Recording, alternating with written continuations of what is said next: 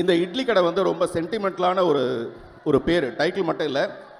இதுக்கு முன்னாடி சென்னையில் மிஸ்டர் தனுஷ் பேசும்போது சொன்னார், ஒரு 4 இட்லி வாங்கி சாப்பிட்றதுக்கு அவரும் அவருடைய சகோதரிகளும், நம்ம பூ போல் இட்லின்னு கேள்விப்பட்டிருப்போம், ஆனால் இவர் பூ பறித்து அதை கொண்டு போய் விற்று அதில் வந்து இட்லி சாப்பிட்டதாக. இந்த மாதிரி எல்லாருக்குமே ஒரு கதை இருக்கும். எனக்கும் அந்த மாதிரி, நான் சின்ன வயசில் ஒரு 3ஆம் கிளாஸ் படிக்கும்போது எங்கள் தெருவில் ஒரு ஆயா இருப்பாங்க, அவங்க இட்லி சுடுவாங்க. அங்கே அந்த இட்லி வந்து ரொம்ப சீக்கிரமாக காலி ஆகிடும். காலையில் அவங்க 6:30 மணிக்கு கடை திறந்தாங்கன்னா 7:30 மணிக்கே கடை தீர்ந்து போயிடும். அதுக்காக நாங்கள்லாம் என்ன பண்ணுவோம்னா, காலையிலேயே சீக்கிரமாக போய் அங்கே க்யூவில் நிற்போம். ஒரு தட்டு எடுத்து வச்சுட்டு போய் க்யூவில் நிற்போம். அங்கே வந்து 5 அணாவுக்கு 6 இட்லி கிடைக்கும். 5 அணா இங்கே உள்ளே போயிட்டாங்களா? சரி, 5 அணாவுக்கு 6 இட்லி கிடைக்கும். அதுக்கு போனி பண்ணுறதுக்காக நாங்கள் 1/2 மணி நேரத்துக்கு முன்னாடி போய் நிற்போம். அந்த மாதிரி இந்த இட்லி கடை 1ஆம் தேதி தான் திறக்க போகுது. ஆனால் 1ஆம் தேதி திறக்க போகிற இட்லி கடைக்கு அதை போனி பண்ணுறதுக்காக இப்போவே வந்திருக்கிற போனி கபூர்கள் எல்லாருக்கும் என்னுடைய வணக்கம். மிஸ்டர் தனுஷ் வந்து நீங்கள் என்னவா இருக்கிறது உங்களுக்கு பிடிச்சிருக்குன்னு கேட்கும்போது அவர் சொன்னார், டைரக்டராக இருக்கிறத விட, நடிகராக இருக்கிறத விட ஒரு அப்பாவாக இருக்கிறதா எனக்கு பெருமையாக பார்க்குறேன் அப்படின்னு சொல்லி சொன்னார். அவர் வந்து அவருடைய குழந்தைகளுக்கு மட்டும் அப்பா இல்லை. இந்த ட்ரெஸ் எல்லாம் பார்த்தீங்களா, எனக்கு அருண் விஜய்க்கெல்லாம் பயங்கர பந்தாவாக நாங்கள் வந்துடுவோம். ஒரு அப்பா என்ன பண்ணுவார்னா, தன்னுடைய குழந்தைங்களுக்கெல்லாம் நல்ல ட்ரெஸ்ஸை வாங்கி கொடுத்துட்டு அவர் மட்டும் ரொம்ப சாதாரணமான ஒரு ட்ரெஸ் போட்டிருப்பார். இந்த ட்ரெஸ் எல்லாம் தனுஷ் கம்பெனியில் தான் வாங்கி கொடுத்தாங்க எனக்கு, பந்தாவா வாங்கன்ட்டு. ஆனால் இந்த இட்லி பானையில், இட்லி தட்டு மேலே அந்த இட்லி மாவை ஊற்றுறதுக்கு முன்னாடிலாம் ஒரு வெள்ளை துணி ஒன்று போடுவாங்க. நல்ல மல் கிளாத்து, தும்பப்பூ மாதிரி இருக்க ஒரு வெள்ளை கிளாத் ஒன்று போடுவாங்க. அந்த கிளாத்தில் ஒரு 6 மீட்டர் வாங்கி அதில் 4 மீட்டரில் வேஷ்டி சத்திக்கிட்டு 2 மீட்டரில் சட்டை தைச்சிக்கிட்டு ஒரு மாலை, அந்த மாலை கூட அவருடைய தாத்தாவுடைய மாலையை பாட்டிக்கிட்ட போய் தாத்தான்னு கேட்டு வாங்கி அந்த மாலையை போட்டுக்கிட்டு, இப்படி ஒரு சிம்பிளான ஒரு மனிதர். இவர் யாருன்னு கேட்டால், இங்கே மட்டும் இல்லை, தமிழ்நாட்டில் மட்டும் இல்லை, உலகம் பூரா புகழ்பெற்ற பிரசித்தி பெற்ற ஒரு நடிகர். இவ்வளவு சிம்பிளாக இருந்து இந்த வெள்ளை வேஷியில் வந்து என்ன பண்ணுறாருன்னா, எல்லாருடைய மனசையும் கொள்ளையடிச்சிட்டு போயிடுறாரு. இந்த ட்ரெஸ் எல்லாம் அப்படியே டோட்டலாக வேஸ்ட்டாக போயிடுது. நான் வந்து மதுரை மீனாட்சி அம்மனை பற்றி ஒரு கவிதை எழுதியிருந்தேன். அந்த கவிதை வந்து, மதுரையில் மீனாட்சி தான் அழகு, மதுரையில் மீனாட்சி தான் அழகு, பெண்ணே பிரகாரத்தில் நீ இல்லாத போது. அதாவது அந்த பொண்ணு அழகாக இருக்கிறா, மதுரை மீனாட்சி அம்மனை விட அழகாக இருக்கிறா அப்படின்னு சொல்லியிருந்தேன். அந்த மாதிரி இந்த தேசிய விருது எப்போ மற்றவங்களுக்கு கிடைக்கும்னா, தனுஷோட படம் அந்த தேசிய விருது பட்டியலில் இல்லாதப்ப மட்டும்தான் மற்ற நடிகர்களுக்கு தேசிய விருது கிடைக்கும். இவருடைய படம் அங்கே போச்சுன்னு வச்சுங்களேன், வேற எவனுக்குமே தேசிய விருது கிடைக்காது. ஒன்று இவருக்கு கிடைக்கும், அல்லது இவர் படத்தில் வேலை செஞ்ச, வாத்தி படத்தில் வேலை செஞ்ச ஜிவி பிரகாஷுக்கு இந்த தடவை நேஷனல் விருது கிடைச்சிருக்கு. அதனால தேசிய விருது பெற்ற ஜிவி பிரகாஷுக்கு நம்ம எல்லாம் ஒரு தடவை ஜோரா கை தட்டுவோம். இன்னைக்கு வரல அவரு. இந்த படத்தில் நடித்தவங்களை பற்றி பேசுறதுக்கான நிறைய விஷயம் இருக்கு. மிஸ்டர் தனுஷ் மட்டுமே இல்லாமல் மிஸ்டர் அருண் விஜய் வந்து ஒரு கம்ப்ளீட் ஹீரோ, ஒரு கம்ப்ளீட் ஹீரோ. இந்த படத்தில் ஒரு கம்ப்ளீட் ஒரு வில்லனாக நடிச்சிருக்காரு. அது வந்து அவருடைய பெருந்தன்மை. அவரை பற்றி ஏற்கனவே ஒரு மேடையில் நான் பேசிட்டேன் போதுமான அளவுக்கு. இந்த ஆம்பளைங்களை பற்றி நிறைய பேசுறது எனக்கு பிடிக்காத ஒரு விஷயம், அதனால சாரி அருண். அப்புறம் நண்பர் இளவரசர் வந்திருக்காரு. அவர் வந்து இவ்வளோ பெரிய நடிகர்னு தெரியாமல் அவர் கேமராமேனை நடிச்சிட்டு இருந்தார். கொஞ்ச நாளைக்கு கேமராமேனை நடிச்சிட்டு இருந்தார். அவர் சபாஷ்னு ஒரு படம், அந்த படத்தோட டைட்டிலே அவருடைய ஃபோட்டோகிராஃபியை பார்த்து தான் அந்த டைட்டிலே வச்சுருப்பாங்க. அதே மாதிரி இந்த படத்தில் ராட்சசி ஒருத்தி நடிச்சிருக்காங்க, நித்யா மேனன். அவங்க வந்து நல்லா நம்ம மதுரகார பொண்ணு மாதிரி, கொஞ்சம் பூசின மாதிரி, அழகான முகத்தில் மஞ்சள் பூசின மாதிரி ஒரு அழகான பொண்ணாக இருப்பாங்க. அந்த மாதிரி இன்னொன்று யார், ஷாலினி பாண்டேன்னு ஒருத்தவங்க. இந்த மாதிரி நிறைய பேர் இந்த படத்தில் நடிச்சிருக்காங்க. உங்களுக்கு இது ஒரு பெரிய சிறப்பான ஒரு விருந்தாக இருக்க போகுது இந்த படம். இந்த படத்தில் நானும் ஒரு சின்ன போர்ஷன் கலந்துட்டு இருக்கேன், நடிச்சிருக்கேன்றது எனக்கு ரொம்ப சந்தோஷம். இந்த படத்தில் வேலை செய்யும்போது தனுஷ் சார் வந்து நான் ரொம்ப ரசித்தேன், ஒரு டைரக்டராக ரொம்ப ரசித்தேன். நான் இதை 2-3 தடவை சொல்லிட்டேன். ஆனால் எனக்கு தெரிஞ்சு நான் கிட்டத்தட்ட 35 வருஷமாக இருக்கேன். டைரக்டர்ஸ், பெரிய பெரிய டைரக்டர்ஸ் யாருமே டப்பிங்க்கு வர மாட்டாங்க. டப்பிங்க்கு வர டைரக்டர்ஸ் ரொம்ப கம்மியாக தான் இருப்பாங்க. தனுஷ் சாரை வந்து நான் டப்பிங்கில் பார்த்தேன். ஒரு படத்தில் ஒரு 25% ஆஃப் த குவாலிட்டியை டப்பிங்கில் சரி பண்ண முடியும். அந்த மாதிரி டப்பிங்கில் கூட விடாமல் இந்த படத்தோட எந்த பகுதியிலையும், இன்னும் சொல்லப்போனால் அந்த இட்லி கடைன்ற அந்த சிம்பிளிசிட்டியான அந்த எழுத்து உட்பட அவர் செலக்ட் பண்ண ஒரு விஷயம். அதனால் இந்த படம் ஒரு மிகப்பெரிய வெற்றி அடைய என்னுடைய மனப்பூர்வமான வாழ்த்துக்கள். எப்படி இருக்கீங்க? ரொம்ப ரொம்ப சந்தோஷமாக இருக்குது நான் இங்கே வந்தது. ஏன்னா போன ஈவெண்ட் கோயம்புத்தூரில் நடந்தப்போ என்னால் பல தவிர்க்க முடியாத காரணத்தினால என்னால் போக முடியல.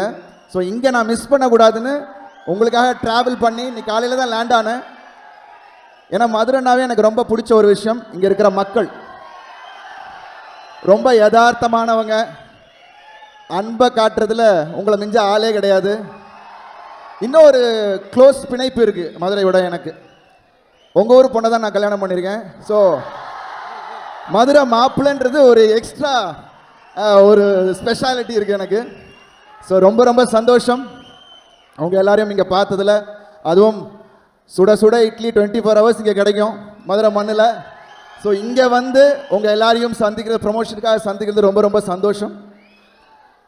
அஃப்கோர்ஸ் பார்த்திபன் அண்ணா சொன்னார், ஒரு ஹீரோவாக இருந்துட்டு நீங்கள் திருப்பி இப்படி ஒன்று பண்ணுறது ரொம்ப தைரியம் வேணும்ன்ட்டு. அதெல்லாம் ஒன்றும் இல்லை. ஏன்னா என்ன இருந்தால் பண்ணதுக்கப்புறம் ஒரு வில்லத்தனமான ஒரு கேரக்டர் ஒன்று பண்ணணும் அப்படின்னு நான் நினச்சது உண்டு. பட் அதுக்கான சரியான கதை அமையலை. பட் திடீர்னு தனுஷ் பிரதர் கூப்பிட்டாரு, அஸ்வின் என்ற கதாபாத்திரம் சொன்னார். பட் எனக்கு வந்து என்னென்னா, கூப்பிட்டாருன்னா கண்டிப்பாக ஏதாவது முக்கியமாக இருக்கும், இல்லைனா கூப்பிட மாட்டாருன்னு எனக்கு தெரியும். ஒரு இயக்குனராக அவர் மேலே வச்சுருந்த நம்பிக்கை. ஐ திங்க் நீங்கள் படம் பார்க்கும்போது உங்களுக்கு தெரியும் இந்த கதாபாத்திரத்தை கையாண்ட விதம், இது வந்து கதையில் ட்ராவல் ஆகிற விதம், இதுக்கான ஒரு ஃபினிஷிங், எந்த இடத்துலையுமே அதை வந்து ஸ்ட்ராங்காக வச்சுட்டு இருந்தார். So thank you Dhanush brother sir. நிறைய அனுபவங்கள், ஏன்னா நம்ம எல்லாருக்கும் தெரியும் ஒரு ஆக்டராக தனுஷ் பிரதர் நம்ம எல்லாரும் பார்த்துருக்கோம். அதாவது ஸ்க்ரீனில் ஒரு அசுரத்தனமான நடிப்பு. ஆனால் ஒரு இயக்குனராக அவர் கூட ஒர்க் பண்ணும்போது தான் நிறைய விஷயங்கள் நான் பார்த்தேன். ரொம்ப ஒரு தெளிவான ஒரு இயக்குனர். அதான் நாம் ஆல்ரெடி நாங்கள் ஆடியோ லான்ச்சில் நிறைய பேசியிருக்கோம். ஐ திங்க் அது திருப்பி ரிப்பீட் பண்ண வேணாம்னு நினைக்கிறேன். பட் எல்லாத்துக்கும் மேலே ஒரு ரொம்ப சிறப்பான ஒரு ஹியூமன் பீயிங். அவ்வளோ அவங்க கூட சுற்றி இருக்கிறவங்க எல்லாரையும் அவ்வளோ சந்தோஷமாக அழகாக அவங்கள வச்சுருப்பார். அதே மாதிரி தான் எங்கள் ஆர்டிஸ்ட் எல்லாரையும் சரி, எங்கள் யூனிட் எல்லாரையும் அவ்வளோ கம்ஃபர்டபுளாக வச்சுருந்தார். அண்ட் நிறைய விஷயங்கள் அவரை பார்த்து நான் வியந்திருக்கேன். என்னென்னா திடீர்னு ஷூட்டிங் முடிச்சுட்டு பேக்கப் ஆகிட்டு போயிட்டு இருக்கும்போது திடீர்னு ஏதாவது ரோட்டு கடையில் நின்று எங்கே சாப்பிடுவோமா பிரதர் அப்படின்னு சொல்லிட்டு நாங்கள் ரோட்டு கடையில் உட்காந்து சாப்பிடுவோம். அப்புறம் திடீர்னு காலையில் கிளம்பும் போது பார்த்தீங்கன்னா பைக் 2 வச்சுட்டு நாங்கள் பைக்கில் போய் ஷூட்டிங் போனது உண்டு. ஸோ அதெல்லாம் வந்து மறக்கவே முடியாது. அவ்வளோ ஒரு யதார்த்தமான ஒரு மனிதர். ஏன்னா நம்ம வந்து நிறைய பேர் வந்து அவ்வளோ யதார்த்தமாக இருக்கிறது இல்லை. But he is very very true to himself. So அதனால தான் உங்களுக்கு இவ்வளோ loyal fans brother. So idli கடை எனக்கு வந்து ஒரு முக்கியமான படமாக இருக்கும். எனக்கு வந்து துளி அளவு கூட எனக்கு வந்து இது வந்து எனக்கு என்னை பொறுத்த வரைக்கும் எனக்கு கதை அந்த மாதிரியான ஒரு கதை, இப்படி ஒரு கதையில் பண்ணணும் அப்படின்றது என்னோட ஆசை. ஸோ இது வந்து நிச்சயமாக நம்மளோட மண் சார்ந்த ஒரு கதையாகவும், ஐ திங்க் பார்த்திபன் அண்ணா சொன்ன மாதிரியும் அண்ட் இளவரசி சார் சொன்ன மாதிரியும் நம்ம எல்லாருக்கும் தேவையான ஒரு கதையாக இருந்துச்சு. ஒரு யதார்த்தமாக எடுத்திருக்காரு. அண்ட் அதில் எல்லா நடிகர்களையும் வச்சு அவ்வளோ அழகாக அவர் வேலை வாங்கின விதம் வாஸ் அமேசிங். நிச்சயமாக உங்களுக்கு October 1 உங்கள் எல்லாருக்கும் பிடித்த மாதிரியான ஒரு படமாக இருக்கும் படமாக இருக்கும். குடும்பமாக நீங்கள் வந்து படத்தை பார்க்கலாம். அண்ட் நிறைய சர்ப்ரைசஸ் இருக்குது படத்தில். அஃப்கோர்ஸ் நான் இருக்கிறதுனால ஆக்ஷனும் இருக்குது. ஸோ அது சிறப்பாகவே இருக்கும். இன்னும் எப்படி தனுஷ் பிரதர் ஒரு நல்ல ஒரு ட்ரூவான பர்சன் அப்படின்னு நான் சொல்லணும்னா, ஒருத்தர் அவருக்கு பிடிச்சிருச்சுன்னா அவர் எப்படிப்பட்டவர் அப்படின்னு எனக்கு அப்போ தான் எனக்கு தெரிஞ்சுது. எந்த லெவலுக்கு வேணால் போய் அதை ஹெல்ப் பண்ணணும் அப்படின்னு நினைக்கிற ஒரு மனிதர். ஏன்னா பிகாஸ் நான் பழகுனப்போ திடீர்னு என்னோட ரெட்டத்தில் அடுத்த படம் ரெட்டத்தலையில் தனுஷ் பிரதர் ஒரு பாட்டு பாடியிருக்காரு, கண்ணம்மா கண்ணம்மா. அது வந்து ரிலீஸ் ஆகிருக்கு, அவ்வளோ பெரிய வரவேற்பு கிடச்சிருக்கு. அது வந்து எப்படின்னா படம் முடிஞ்சிருச்சு, அந்த ஒரு பாட்டு மட்டும் இருந்துச்சு. அதை நான் வந்து என் டீம் ஃபுல்லாகவே வந்து தனுஷ் பிரதர் பாட்டினா நல்லாயிருக்கும் அப்படின்னு சொன்னாங்க. சரி, தான் எனக்கு கொஞ்சம் கஷ்டமாக இருந்துச்சு கேட்குறதுக்கு. பிகாஸ் ஆல்வேஸ் நான் ஆப்ளிகேஷனாக யார்ட்டையும் எதுவும் கேட்க மாட்டேன். பட் எல்லாரும் சொன்னாங்க, இல்லை சார் நீங்கள் போய் கேளுங்க, தனுஷ் பிரதர் உங்களை ரொம்ப பிடிக்கும், அவரை வந்து நீங்கள் போய் கேளுங்க அப்படின்னாரு. ஸோ போய் டியூனை போட்டு காமிச்சிட்டு அவர்கிட்ட அவர் ரசிச்சுட்டே இருந்தார். அப்புறம் டியூனை போட்டு, இல்லை பிரதர் நீங்கள் பாடினா நல்லாயிருக்கும், பண்ணுறேன் பிரதர் அப்படின்னாரு. உடனே எப்படி நான் அவருக்கு பண்ணுறேன்னு சொன்னனோ, ஸோ அதுக்கு அவர் பதில் சொன்ன விஷயம் பாருங்கள், நீங்கள் எனக்கு பண்ணியிருக்கீங்க, நான் உங்களுக்கு பண்ண மாட்டேனா அப்படின்னாரு. So that was a wonderful gesture brother, thank you so much. And நிறைய பெரிய ஸ்டாக்காஸ், சத்யராஜ் அண்ணன், பார்த்திபன் சார், நித்யா மேனன், அப்புறம் ஷாலினி பாண்டே, அப்புறம் இளவரசன், ராஜ்கிரண் சார், ஸோ அந்த மாதிரி நிறைய பேர் கூட புதுசாக ஒர்க் பண்ணக்கூடிய ஒரு வாய்ப்பு தனுஷ் சார் மூலிமா எனக்கு இந்த படத்தில் கிடச்சிது. அண்ட் ரொம்ப நல்ல அனுபவம், நிறைய விஷயங்கள். ஐ திங்க் ஒரு ஆக்டராக நான் ஒரு டைரக்டர்ஸ் ஆக்டர், எனக்கு என்ன டைரக்டர் என்ன கேட்குறாங்களோ அதை கொடுக்க வேண்டியதான் நம்மளோட பொறுப்பு. ஸோ அந்த விதத்தில் ஐ திங்க் இந்த படத்தில் பண்ணியிருக்கிறது எல்லாமே வந்து ஐ திங்க் தனுஷ் பிரதரோட அவரோட விஷன் தான். ஸோ ஐ திங்க் நிச்சயமாக நீங்கள் 1ஆம் தேதி பார்க்கும்போது உங்கள் எல்லாருக்கும் தெரியும். I am really happy. And songs எல்லாமே ஜிவி பிரகாஷ் பிரமாதமாக போட்டிருக்காரு. நான் வெயிட் பண்ணுறது ஆர்ஆரோட படத்தை பார்க்கணுன்றதுக்காக தான். ஸோ ஐ திங்க் உங்கள் கூட 1ஆம் தேதி நானும் சேர்ந்து பார்ப்பேன்னு நினைக்கிறேன். ஏன்னா அது வரைக்கும் தனுஷ் பிரதர் காட்டுறாரா என்னன்னு தெரியல, பார்த்துடலாமா, பட் அவங்க கூட பார்க்குறதுல ஒரு கிக்கு தான். ஸோ உங்கள் கூடயே சேர்ந்து பார்த்துட்றேன். ஸோ ரொம்ப சந்தோஷம். என்ன பாவா, நல்லா இருக்கீங்களா?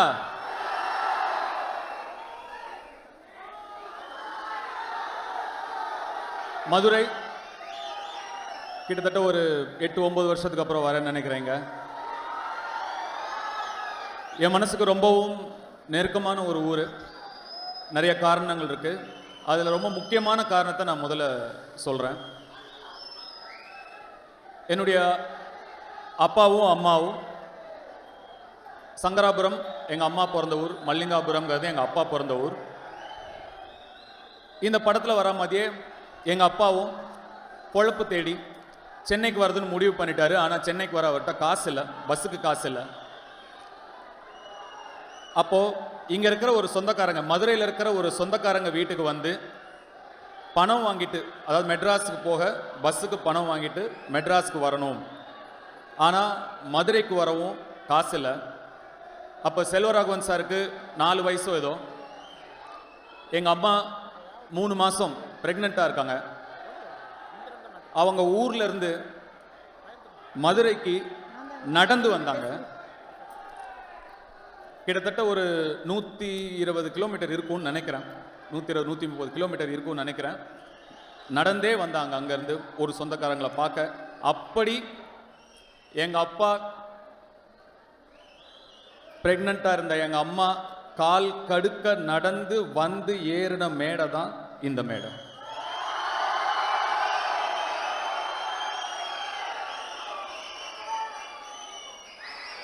நான் எவ்வளவோ ட்ரை பண்ண அவங்களை எப்படியாவது இங்கே கொண்டு வரணும்னு. எனக்கு இந்த மொமெண்ட் இன்னும் முழுமையாகவும் நிறைவாகவும் இருந்திருக்கும். ஒரு சில காரணங்களால் அவங்களால வர முடியல. எனக்கு மதுரையில் நிறைய சொந்தக்காரங்க இருக்காங்க, நிறைய நண்பர்கள் இருக்காங்க.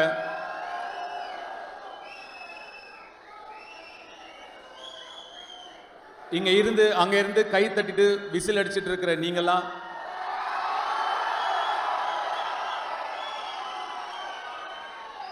என்ன கூட விட்டுட்டு எங்க அப்பா ஒரு உதாரணமா எடுத்துக்கிட்டு விசில் அடிச்சிட்டும் கை தட்டிட்டும் மட்டும் இல்லாம எந்திரிச்சு வாங்கயா, இங்க வாங்க, வரணும், உழைக்கணும், உழைச்சு இங்க வரணும். எல்லாராலையும் முடியும். கண்டிப்பா நீங்க இதை செய்யணும். செய்வீங்கல்ல? கண்டிப்பா செய்யணும். நான் மதுரையில் கிட்டத்தட்ட ஒரு 200-300 நாள் இருந்த நான் ஆடுகளம் படத்தை நடிக்கிறதுக்காக. இந்த மதுரையில் நான் ஓடாத தெரு கிடையாது, ஆடாத தெரு கிடையாது. திருப்பரங்குன்றத்தெல்லாம் கிட்டத்தட்ட 30 நாள் இருந்தேன் நான். எனக்கு ரொம்ப ரொம்ப மனசுக்கு நெருக்கமான ஒரு அனுபவமா இருந்தது. எவ்வளவோ எனக்கு வேலையில் இருக்கிற ஸ்ட்ரெஸ், ப்ரெஷர் எது இருந்தாலும் அந்த 200-250 நாள் நாங்கள் இருந்த நாட்கள் நான் ரொம்ப அமைதியாகவும் நிம்மதியாகவும் நான் இருந்தேன். எனக்கு மனசுக்கு ரொம்ப நெருக்கமான நாட்கள் அந்த நாட்கள். என்னை நடு ரோட்டில் இறக்கி விட்டுருவாங்க கொண்டு போய். அந்த பாட்டு ஒத்த சொல்லல அப்படியே கூட்டிகிட்டு போவாங்க. அப்படியே ஆட்டோவில் கூட்டிகிட்டு போய் அப்படியே என்னை இறக்கி விட்டுருவாங்க. இறக்கி விட்டுட்டு என்னை யாரும் அடையாளம் கண்டுபிடிக்கிறதுக்கு முன்னாடி நான் ஆடிடணும். அந்த லுங்கி அப்படி தூக்கி வச்சு கிட்டத்தட்ட ஒரு 5-6 நாள் வேற வேற இடத்துல வேற வேற இடங்கள்ல இறக்கி விட்டு நான் ஆடும்போதும் என்ன நிறைய பேர் அடையாளம் கண்டுபிடிக்கல. அப்ப எனக்கு அவ்வளவு சந்தோஷமா இருந்தது. இந்த ஊரோட ஆள் மாதிரி தான் நான் இருக்கேன், அதனாலதான் என்னை யாரும் அடையாளம் கண்டுபிடிக்கல. நான் இந்த மண்ணை சேர்ந்தவன் தான், இந்த ஊர் ஆள் மாதிரி தானே இருப்பேன். அந்த படம் ரிலீஸ் ஆகும்போது நிறைய படங்கள் சென்னையில் ஃபர்ஸ்ட் டே ஃபர்ஸ்ட் ஷோ பார்ப்போம். ஷூட்டிங் இல்லைன்னா ஃபர்ஸ்ட் டே ஃபர்ஸ்ட் ஷோ போக முடியும், இல்லைன்னா அதுவும் முடியாது. ஆடுகளை மட்டும் மதுரையில தான் ஃபர்ஸ்ட் டே ஃபர்ஸ்ட் ஷோ பார்ப்பேன்னு ஃப்ளைட் பிடிச்சி இங்க வந்து ஃபர்ஸ்ட் டே ஃபர்ஸ்ட் ஷோ பார்த்தேன். ஜெயான்னு ஏதோ ஒரு தியேட்டர் நினைக்கிறேன். அந்த தியேட்டர் ஏதோ ஜெயான் முடியும் ஞாபகம் இருக்கு. அங்கதான் பார்த்தேன். அந்த அனுபவத்தை என்னால் மறக்கவே முடியாது. உங்களோட பார்த்த அந்த எனர்ஜி என்னால் மறக்கவே முடியாது. ஒரு சின்ன சின்ன விஷயத்துக்கும் எனக்கே நிறைய விஷயங்கள் புரியல. அதெல்லாம் படம் பார்க்கும்போது நீங்க எப்படி ரியாக்ட் பண்ணீங்களோ அதை பார்த்து தான் எனக்கு புரிஞ்சுது. அந்த அனுபவத்தை என்னால் மறக்கவே முடியாது. இந்த இட்லி கடை ஒரு சாதாரண படம், சிம்பிளான படம். ஆனால் நிச்சயமா நீங்க எல்லாரும் உங்க ஃபேமிலியோட உங்க குழந்தைங்களோட போய் பார்த்து எமோஷனலாக கனெக்ட் பண்ணி என்ஜாய் பண்ற ஒரு படமா நிச்சயமா இருக்கும். நிச்சயமா உங்களுக்கு பிடிக்கும்னு நான் நம்புறேன். வடசென்னை 2 சார், வடசென்னை 2 வடசென்னை 2னு கேக்குறாங்க சார். வடசென்னை 2 அடுத்த வருஷம் படப்பிடிப்பு ஆரம்பிக்கும். உங்களுடைய எல்லாருடைய எண்ணமும் அவங்கவுங்க குடும்பம் மீதும் அவங்கவுங்க குழந்தைகள் மீதும் இருக்கணும். நல்லபடியா பார்த்துக்கோங்க. குடும்பத்தை முதல்ல நல்லபடியா பார்த்துக்கோங்க.